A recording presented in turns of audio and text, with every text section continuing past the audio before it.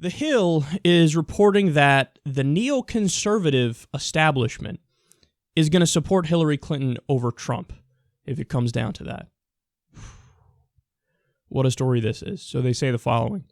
Members of the GOP foreign policy establishment are open to supporting Ted Cruz or even Hillary Clinton for president if that's what it takes to prevent Donald Trump from becoming commander-in-chief.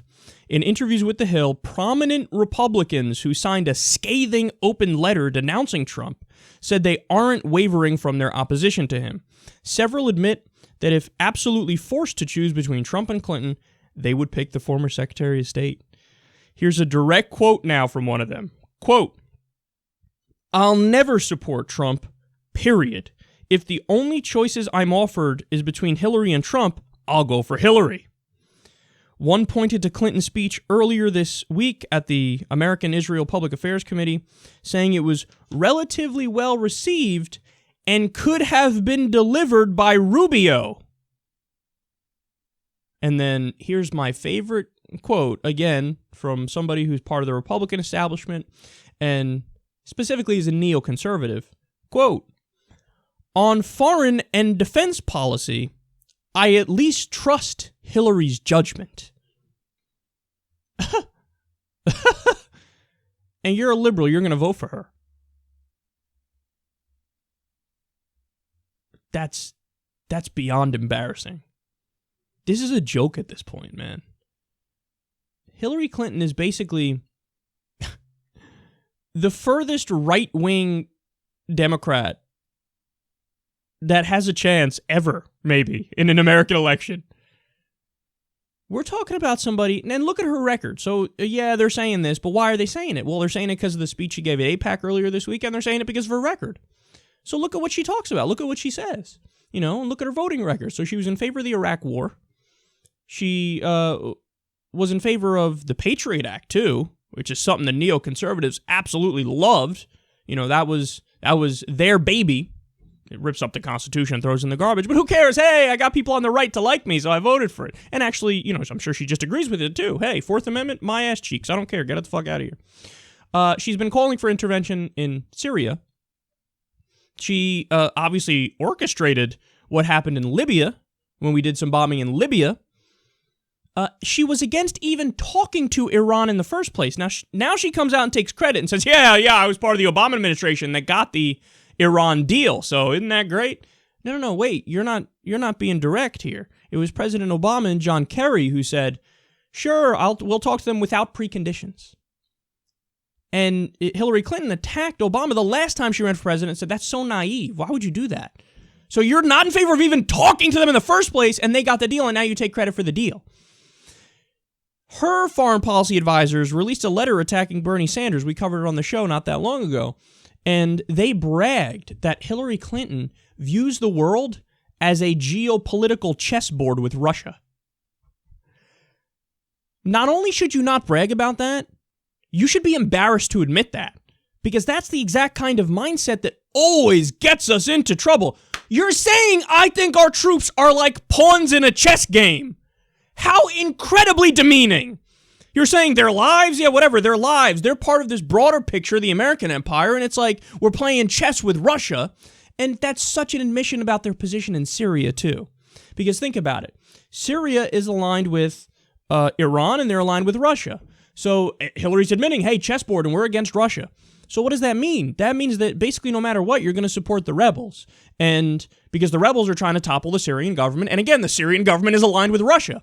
So who are part of the rebels? ISIS and al-Nusra. Al-Nusra is al-Qaeda in Syria. Many of the rebels, if not most of the rebels at this point, are just jihadists. So she's admitting, like, yeah, no, we'll take the side of them because realpolitik. Because it's pragmatism and chessboard something. So, hey, look at that. I guess we're on the side of jihadists temporarily here.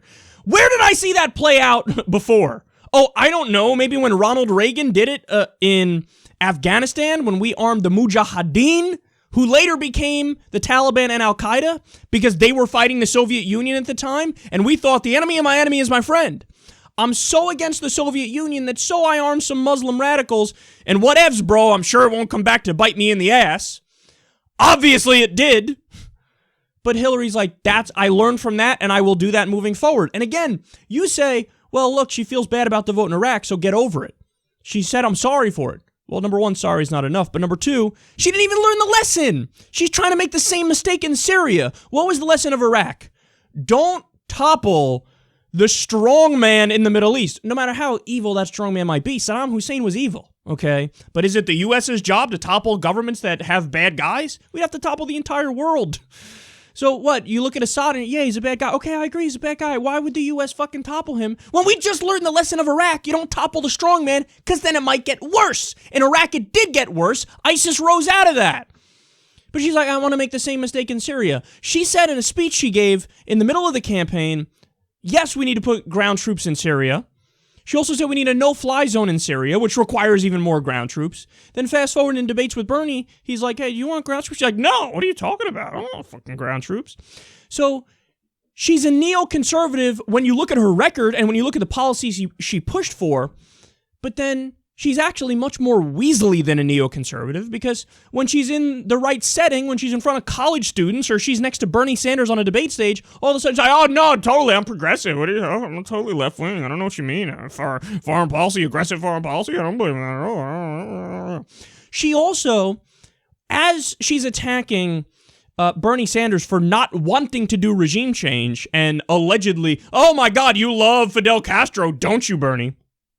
As she does that, she winds up praising the Latin American dictators that we put into place to be our puppet governments as we jacked the resources from those countries. She fucking praises Henry Kissinger. Henry Kissinger is a war criminal. This dude's responsible for massive numbers of civilian deaths. Guys, this isn't a question. This is why the neoconservatives are like, yeah, I'd support her over Trump. Because of her record and because of what she said she's going to do moving forward. She's an imperialist through and through. You know, some people mock the idea. They're like, oh, crazy people on the left think Hillary's like a hawk on foreign policy. Do you know nothing about her actual votes that were cast? Do you know nothing about that? Do you not listen to what she says today? Of course she's those things. Of course she's those things. And if you don't know that, you're just ignorant. You're just fucking ignorant. What do you want me to say? You don't know the details. You don't know her career. You don't know what she's calling for now.